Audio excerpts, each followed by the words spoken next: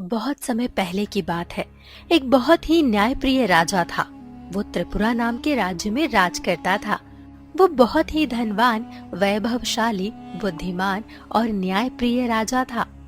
मंत्री जी, हम चाहते हैं कि हमारे राज्य की प्रजा हमेशा खुश रहे और राज्य के हर आदमी, औरत और बच्चे को इंसाफ मिले। किसी भी व्यक्ति को किसी भी तरह कष्ट न होने पाए। महाराज, कोई विशेष कारण? मंत्री जी, नहीं, और बात कुछ और है। इन दिनों मेरे सपनों में अजीब अजीब दृश्य आते हैं। मैं देखता हूँ कि मेरे परिजन भूखे हैं, उनके पास अन्न नहीं है, बच्चे रो रहे हैं, माताएं व्याकुल हैं और सारा राज्य किसी अज्ञात पीड़ा से त्रस्त है। रात को नींद नहीं आती, हृदय बोझिल रहता है। ऐसा लगता है मानो कोई अनदेखा दुख मेरे राज्य पर छाया बनकर मंडरा रहा है। मैं राजा हूँ, पर इस बेचैनी से स्वयं को मुक्त नहीं कर पा रहा।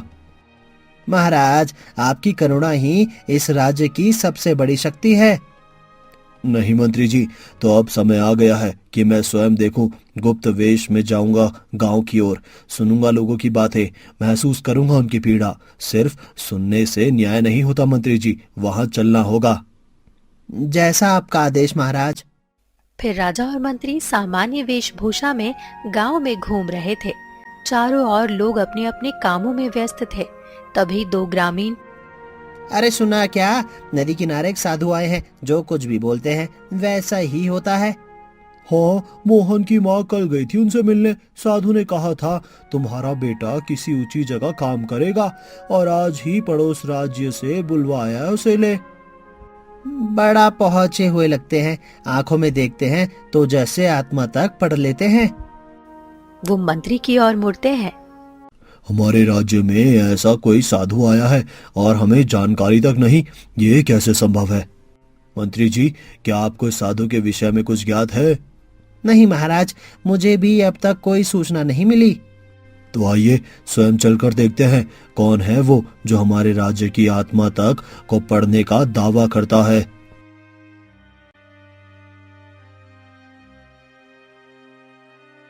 वहीं दूसरी ओर नदी किनारे एक विशाल पीपल के पेड़ के नीचे एक साधु ध्यान अवस्था मुद्रा में बैठे थे। हाथ में एक पत्ता था जिस पर वे राख से कुछ लिख रहे थे। क्या लिख रहे हो महात्मा? मैं जानता था आप आ जाएंगे महाराज। तुम जानते हो कि मैं? देखिए, मैंने आपके ही भविष्य की पंक्तियां लिखी है जब आप गांव में ही थे। राजा पत्ता लेते हैं। उस पर लिखा होता है, राजा का पुत्र उसी की पुत्री से विवाह करेगा। ये क्या है? मेरे पुत्र का विवाह मेरी बेटी से?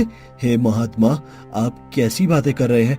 मेरी तो अभी कोई संतान ही नहीं है, ना पुत्र ना पुत्री। तो फिर ये भविष्यवाणी कैसी? क्या ये संभव भी है कि भविष्य में मेरी एक पुत्री हो और फिर वही मेरी पुत्र वधू बने? ये कैसे हो सकता है महात्मा? क्या ये कोई त्रुटि है?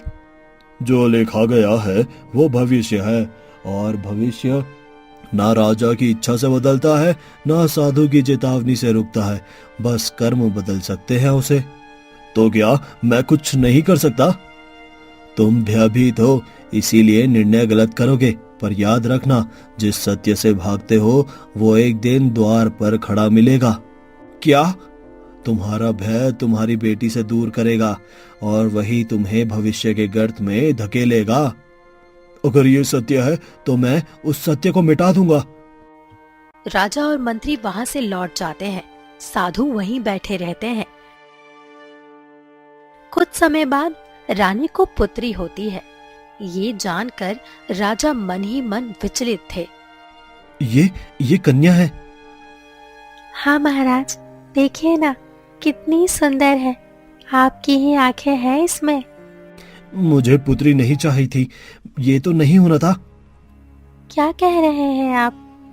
ये आपकी संतान है महाराज। इस नन्ही सी जान ने क्या अपराध किया है? तुम नहीं जानती महारानी, एक साधु ने भविष्यवाणी की थी, यही पुत्री एक दिन मेरे पुत्र से विवाह करेगी, अपने ही भाई से। कैसी अजीब बात है ये। वो सिर्फ एक भविष्यवाणी है, कोई सत्य तो नहीं। मैं कोई भी ऐसा भविष्य नहीं चाहता जो मेरी संतान को पाप में धकेले। मैं ऐसा नहीं होने दूंगा। तो आप क्या करेंगे? क्या इस बच्ची को? हाँ, मुझे उसे दूर करना होगा, हमेशा के लिए। नहीं महाराज, आप ऐसा नहीं कर सकते। मैं एक माँ हूँ, अपनी संतान को खुद से दूर नहीं जाने दूंगी। मुझे क्षमा करो रानी, पर अब तुम्हें चुनाव करना होगा, या तो मैं रहूंगा या ये बच्ची। मंत्री जी, एक मजबूत संदूक बनवाइए और उसे गुप्त रूप से नदी किनारे ले चलिए। कुछ समय बाद नदी के किनारे मंत्री और राजा एक संदूक लेकर आते हैं, जिसमें वो मासूम बच्ची सो रही थी। मुझे क्षमा करना बेटी, तेरा अपराधी सिर्फ ये है कि तू पैदा बेटी हुई है। महाराज, क्या कोई और मार्ग नहीं? ये मेरे राज्य की शांति और भविष्य की रक्षा का निर्णय है। मंत्री जी, बहा दीजिए इसे और किसी से कुछ ना कहिएगा। मंत्री चुपचाप संदूक को उठाकर नदी में छोड़ देता है। लहरों के साथ वो संदूक दूर और दूर बहता चला जाता है। अगली सुबह नदी किनारे रामू धोबी अपने दोस्त बिरजू के साथ अरे रामू, आज फिर सबसे पहले आ गया तू। लगता है कपड़े धोने से ज्यादा तुझे नदी से प्यार हो गया है। प्यार तो तब होता है जब ये नदी हमारे दुख में भी धो देती है बिरजू। बस काम करता हूँ ताकि पेट भर सके। अचानक रामू की नजर पानी में बहते हुए संदूक पर पड़ती है। अरे बिरजू देख, वो क्या है? वो तो कोई संदूक लग रहा है और बहता चला आ रहा है हमारी ओर। दोनों दौड़कर पानी में घुसते हैं और संदूक किनारे खींचते हैं। जैसे ही वो संदूक खोलते हैं, भीतर एक नन्ही कन्या लाल कपड़ों में लिपटी सो रही थी। हे भगवान, ये तो एक जीवित बच्ची है। कितनी प्यारी है रामू, देख तो सही, जैसे कोई अप्सरा हो। मुझे विश्वास नहीं हो रहा, ये तो चमत्कार है बिरजू, जैसे मेरी सुनी गोद को ईश्वर ने भर दिया हो। क्यों नहीं रामू, तूने कितने सालों तक औलाद की दुआ की है। देख, भगवान ने तुझे सीधे अपनी गोद से ये बच्ची दी है। रख ले इसे, ये तेरी ही बिटिया है रानी है। हाँ बिरजू, ये अब मेरी बिटिया है, मेरी बेटी, मेरी लक्ष्मी। मैं इसे अपने दिल से लगा कर रखूंगा। रामू बच्ची को सीने से लगाकर घर की ओर दौड़ता है। रामू, ये बच्ची कहाँ से लाए हो? नदी में बहती मिली माया, जैसे खुद भगवान ने हमें सौंप दी हो। मैं इसे अपनी बेटी बनाकर लाया हूँ। माया बच्ची को देखती है और वो बच्ची को गोद में ले लेती है। रामू, ये तो सचमुच ईश्वर का वरदान है। हमारी गोद सूनी थी, अब ये हमारे आंगन की रोशनी बनेगी। इसका नाम क्या रखेंगी माया? नाम? इसका नाम कल्पना रखती हूँ, क्योंकि ये किसी की कल्पना से कम नहीं लगती। समय बीतता है और महारानी एक बार फिर गर्भवती होती है। तभी एक दाई दौड़ती हुई आती है। महाराज, बधाई हो महाराज, रानी साहिबा ने एक पुत्र रत्न को जन्म दिया है। पुत्र? सच कहा तुमने, मुझे पुत्र हुआ है। हाँ महाराज, एक तेजस्वी, स्वस्थ और सुंदर पुत्र, जैसे सूर्य का टुकड़ा हो। राजा भीतर दौड़ते हैं। सौम्या, तुमने जो जैसे मेरे अधूरे जीवन को पूर्ण कर दिया हो।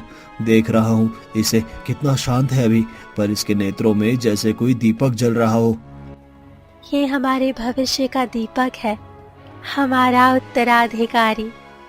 राजा अपने पुत्र को गोद में लिए मुस्कुरा रहे हैं। तभी मंत्री वहां आते हैं। आओ मंत्री जी, देखो आज मेरा भाग्य कितना प्रबल है। मेरी गोद में मेरा उत्तराधिकारी है। आज तो आनंद का दिन है, और तुम्हारे चेहरे पर चिंता क्यों है? महाराज क्षमा करें, पर एक बात भीतर से कचोट रही है और मैंने सोचा अब कहना ही उचित होगा। क्या बात है मंत्री जी, आज के दिन कैसी चिंता?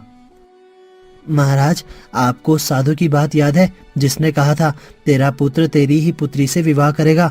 मुझे नहीं पता क्यों, पर वो बात आज भी मेरे हृदय में कांटे की तरह चुभ रही है।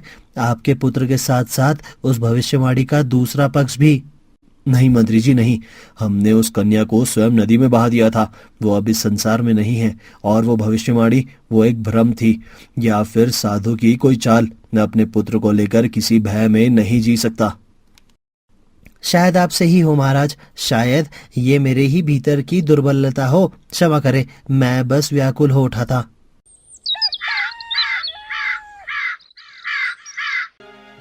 समय बीतता है। वर्षों बाद राजकुमार गौरव अब एक युवा, बलशाली और आत्मविश्वासी युवक बन चुके थे। ये हमारे अंतिम निर्णय है। शिल्पकारों को 500 स्वर्ण मुद्राएं मिलेंगी और किले के निर्माण में कोई ढिलाई नहीं होनी चाहिए। गौरव, तुम इस पर निगरानी रखोगे। पिताजी क्षमा करें, पर मैं ये कार्य नहीं करना चाहता। मेरा मन इस प्रकार की निगरानी में नहीं लगता। मैं कोई दरबारी नहीं बनना चाहता। मैं एक योद्धा हूँ। योद्धा बनना क्या केवल तलवार चलाने से होता है? जो अपने पिता के आदेश की अवहेलना कर रहे हो, वो उत्तराधिकारी बनने योग्य नहीं। तो मत बनाइए मुझे उत्तराधिकारी। मैं आपकी हर बात नहीं मान सकता, क्योंकि मैं कोई कठपुतली नहीं हूँ। बस करो गौरव, ये क्या तरीका है अपने पिता से बात करने का? वो तुम्हारी भलाई के लिए ही कह रहे हैं। अगर मुझे अपनी इच्छा से कुछ भी नहीं करना है तो क्या मैं केवल सिंहासन का दास बनकर रहूं? नहीं माँ, मैं अब और नहीं रह सकता। तो ठीक है, अगर यही चाहते हो तो जाओ जाओ जंगल में शिकार पर। शायद वहां जाकर तुम्हें समझ आए कि जिद और अहंकार से क्या परिणाम होता है। हाँ, मैं जाऊंगा, अभी अकेले। तुम अकेले नहीं जाओगे, मंत्री जी तुम्हारे साथ जाएंगे। नहीं पिताजी, अब मैं किसी की छाया नहीं रहूंगा। मैं खुद तय करूंगा कि मुझे क्या करना है। गौरव बेटा, ऐसे ना जाओ। अकेले जंगल में जाना खतरनाक है। कम से कम मंत्री जी को साथ ले लो। ठीक है माँ, आपकी बात का मान रखता हूँ। मंत्री जी साथ चलेंगे, पर रास्ता मैं तय करूंगा। अगले दिन घोड़े पर सवार होकर राजकुमार गौरव और मंत्री जंगल की ओर निकलते हैं। मंत्री जी, आप यहीं रुको। इस झाड़ी के पार मैंने शिकार की हलचल सुनी है। मैं अभी आता हूँ। राजकुमार, अकेले मत जाइए, कुछ हो गया तो? डरिए मत, मैं आ जाऊंगा। राजकुमार गौरव झाड़ियों में आगे बढ़ जाते हैं। अचानक उनकी दृष्टि एक झील के किनारे झुकी एक युवती पर पड़ती है। ये कौन है? इतनी सरल, इतनी शांत, जैसे इस जंगल की आत्मा हो। मैं इस दृष्टि से दूर नहीं हट पा रहा। फिर राजकुमार गौरव नदी के किनारे जाते हैं। तुम कौन हो? यहाँ अकेली क्या कर रही हो? मैं कल्पना, यहीं पास के गांव की रहने वाली हूँ।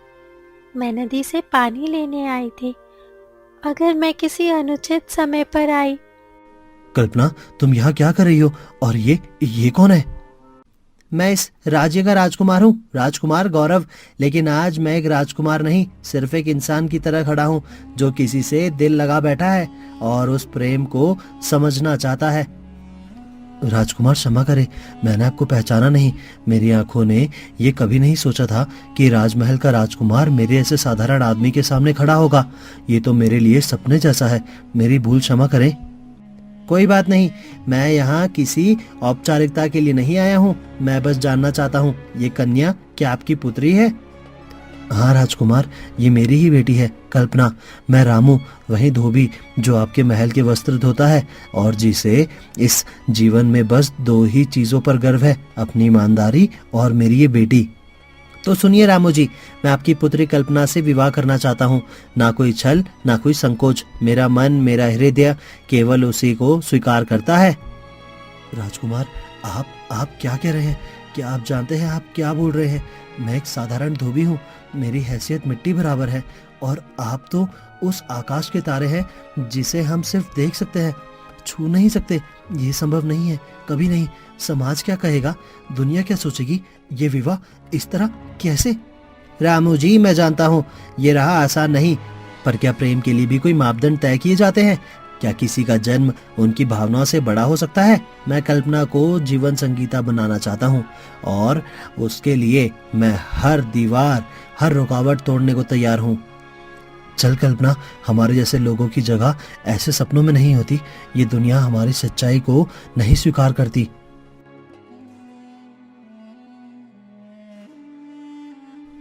अब कुछ भी हो जाए, मैं तो शादी इसी से करूंगा।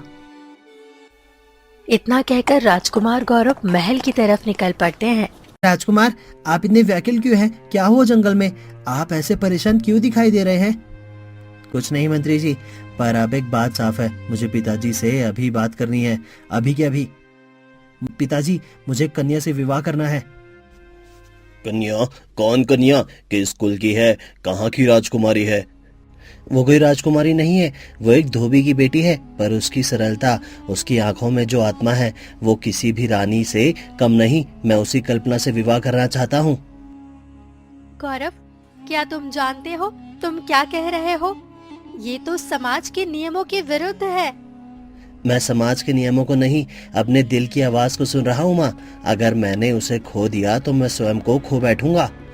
नहीं गौरव, एक धोबी की बेटी इस राजवंश की बहू नहीं बन सकती। ये नियम में नहीं, हमारी परंपरा कहती है। अगर उस कन्या से विवाह नहीं हुआ तो मैं प्राण त्याग दूंगा पिताजी। मेरा जीवन अब उसके बिना अधूरा है। गौरव, क्या तुम होश में हो? एक धोबी की पुत्री से विवाह, ये केवल तुम्हारी नहीं, समस्त राज्य का प्रश्न है।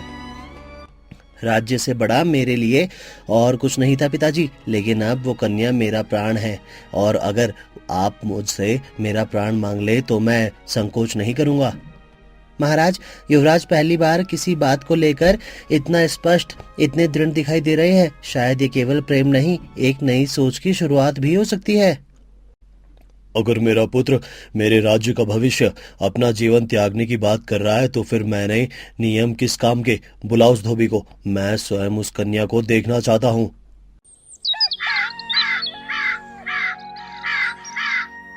अगले दिन दरबार में धोबी रामू और उसकी बेटी कल्पना को बुलाया जाता है। रामू, तुम्हारी बेटी कल्पना मेरे पुत्र गौरव उससे विवाह करना चाहते हैं। क्या तुम्हें इस बात का ज्ञात था? महाराज, मुझे इस बात की कल्पना भी नहीं थी। मैं एक साधारण धोबी हूँ। मेरी बेटी का भाग्य इतना ऊंचा कैसे हो सकता है? मैं इस योग्य कहाँ हूँ महाराज? योग्यता मन की होती है रामू, जन्म की नहीं। गौरव का निर्णय केवल प्रेम का नहीं, विश्वास का प्रतीक है। मैं इस विवाह का प्रस्ताव स्वयं रखता हूँ। तुम्हें कोई आपत्ति हो तो निसंकोच कहो। महाराज, ये मेरे जैसे साधारण व्यक्ति के लिए स्वप्न जैसा है। मैं कौन होता हूँ आपत्ति करने वाला? ये तो मेरे कुल का सम्मान है। अगर मेरी बेटी कल्पना भी इस विवाह के लिए सहमत हो तो मेरे जीवन की सारी तपस्या सफल हो जाएंगी। राजा कल्पना की ओर उठते हैं। वो धीरे से सिर झुका देती है। जो निर्णय पिताजी और युवराज गौरव लेंगे, मैं उसे जीवन भर निभाने को तैयार हूँ। तो फिर ये निश्चित हुआ, राज्य का राजकुमार और एक साधारण परिवार की कन्या अब एक नई परंपरा रचेंगे। ये विवाह केवल दो हृदयों का नहीं, ये दो वर्गों, दो सोचों और दो दुनियाओं का संगम होगा। राजकुमार और कल्पना का भव्य विवाह होता है। पूरे नगर में खुशी का माहौल होता है, लेकिन कुछ गांव वाले ये सुनकर परेशान हो जाते हैं। अरे भैया, सुना तुमने? राजकुमार ने रामू धोबी की बेटी से शादी कर ली। हाँ, और ये तो हद हो गई। राजघराने का खून अब साधारण घरों में मिलाया जाएगा। और अगर आज ये हुआ तो कल को कोई भी राजकुमार किसी भी लड़की से शादी कर लेगा। अरे क्या कोई सीमा नहीं बची? तभी एक बुजुर्ग गांव वाले की आवाज सबके बीच गूंजती है। तुम सब इतने बातें क्या बना रहे हो? क्या तुम सपने कल्पना का जन्म देखा था? क्या कोई जानता है सच्चाई? नहीं नहीं, लेकिन सभी कहते हैं वो रामू की बेटी है, धोबी की बेटी। रामू ने उसे पाला, मगर ये कोई अपराध है? सुनो, वो कन्या इस गांव के भाग्य से बहकर आई थी और भाग्य ही उसे महल तक ले गया। जो स्वयं ईश्वर की इच्छा हो, उस पर उंगली उठाने का तुम्हें कोई अधिकार नहीं। भीड़ धीरे धीरे चुप हो जाती है। हमें क्षमा करें दादाजी, शायद हम भावनाओं में बह गए थे। वो लड़की सचमुच बहुत भली है। अब समझ में आया कि क्यों राजकुमार ने उसे चुना।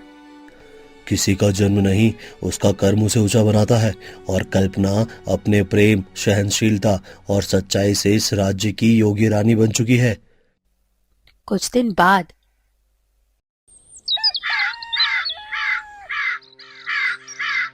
मंत्री जी, कुछ तो है जो मुझे अंदर से कचोड़ रहा है। रातें नींद में खाली हो गई है और हर सुबह एक अजीब सी बेचैनी लगी रहती है। महाराज, ये तो बहुत गंभीर बात है। क्या कोई स्वप्न आता है या कोई पुराना स्मरण आपको व्यतीत कर रहा है? शायद वो भविष्यवाणी जिससे हमने बहुत हल्के में लिया था, वो साधु जिसने कहा था कि मेरी पुत्री और मेरा पुत्र का विवाह। पर मंत्री, मैंने तो भाग्य की उस रेखा को बदल दिया। अपने बेटे का विवाह एक धोबी की बेटी से करा दिया। महाराज क्षमा करें, परंतु क्या ये संभव नहीं कि वो साधु जो ना जाने कौन सी दृष्टि से सब देखता था, उसकी बात को टालना ही इस व्याकुलता का कारण हो सकता है। अब लगता है जैसे मैंने भविष्य की धारा को मोड़ने की कोशिश की, लेकिन क्या मैं ईश्वर से भी बुद्धिमान हो गया था? महाराज, निर्णय आपका था, पर कभी कभी निर्णय का बोझ भविष्य ढोता है। आप कहे तो कल हम फिर उसी नदी किनारे चले जहाँ वो साधु आपको मिले थे। हाँ, यही उचित होगा। मैं उससे फिर मिलना चाहता हूँ। उत्तर जानने हैं मुझे, अपनी बेचैनी का कारण समझना है। अगली सुबह राजा उसी नदी के किनारे जाते हैं। क्षमा करे, कितने दिनों बाद आया, पर मन का भारीपन मुझे आपके चरण तक ले आया। राजन, देर से आए पर खाली नहीं आए। मन का भार भी तो सबसे बड़ा गुरु तत्व है, जिसे केवल सत्य ही हल्का कर सकता है। आपने कहा था मेरी पुत्री और पुत्र का मिलन होगा, पर मैंने उसका विवाह एक धोबी की बेटी से करा दिया। क्या मैंने भाग्य को चुनौती दी? राजन, तुमने भाग्य को नहीं बदला, बल्कि भाग्य ने तुम्हें केवल पर्दा दिखाया था। जिसे तुम धोबी की पुत्री मान बैठे, वो क्या वास्तव में वही थी? क्या आप क्या कहना चाहते हैं? राजन, समय ने तुम्हें सत्य के निकट ला दिया, पर क्या तुमने उस सत्य को पहचाना है? जिस कन्या का विवाह तुमने एक धोबी की बेटी समझकर कराया, वो कन्या तुम्हारी ही पुत्री है। क्या ये कैसे संभव है? आप क्या कह रहे हैं? जिस कन्या को तुमने नदी में बहाया, वो एक धोबी को मिली, और वो कन्या अब उसी महल में बहू बनकर आई है।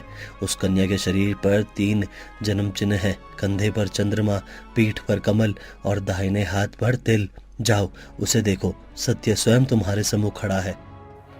फिर राजा महल लौटते हैं और मंत्री से कहते हैं, मंत्री जी, आज मैंने उस साधु से फिर भेंट की, जिसे हम केवल एक भविष्य वक्ता समझ बैठे थे। महाराज, क्या उन्होंने फिर कुछ कहा? हाँ, उन्होंने कहा कि कल्पना, जिसे हमने रामू की बेटी समझा, वो वास्तव में मेरी ही पुत्री है। नहीं नहीं, ये कैसे संभव है? मेरी बेटी, जिसे मैं वर्षों पहले त्याग चुकी हूँ, वो क्या हमारे पास ही थी? मैं इसका स्वयं पता लगा कर आती हूँ महाराज। उसके शरीर पर 3 जन्म चिन्ह हैं, वही जो हमने बचपन में देखे थे। दाएं कंधे पर छोटा सा तिल, पीठ के मध्य एक हल्का नीला निशान और पांव के पास चांद की आकृति। फिर रानी कल्पना के कमरे में प्रवेश करती है। कल्पना बहू। माताश्री, आप स्वयं? बोलो कल्पना बहू, तेरे कंधे पर छोटा तिल है, दाहिने हाथ और पांव में कोई निशान है? जी हाँ, बचपन से है। ये 3 निशान मेरे जन्म के साथ ही थे, और तब से मेरे शरीर पर ये तीनों निशान हैं। महारानी आकर जैसे ही राजा को ये सच्चाई बताती है। राजन, ये सत्य है। कल्पना के शरीर पर वे तीनों चिन्ह हैं, जैसे आपने कहा था। कंधे पर चंद्राकार, पीठ पर कमल रेखा और दाहिने पैर के नीचे शंख की आकृति। मैंने स्वयं अपनी आंखों से देखा है। ये कोई संयोग नहीं हो सकता। ये वही कन्या है, वही जिसे आप नदी में त्याग आए थे। राजन, हमारी पुत्री जीवित है और आज हमारे घर की बहू बनकर लौट आई है। ईश्वर की लीला देखिए, बिना खोजे ही हमें मिल गई। राजा बिना कुछ कहे साधु के पास जाता है। स्वामी, आपकी महिमा को मैं ना समझ सका। जिसे मैं एक धोबी की पुत्री समझ बैठा, वो तो मेरी ही रगों का अंश निकली, मेरी पुत्री। राजन, जो नियति की रेखाओं में लिखा है, उसे कोई नहीं मिटा सकता। चाहे राजा हो या रंक, जो होना है वो होकर रहेगा। तुमने सत्य को स्वीकारा, यही तुम्हारी सबसे बड़ी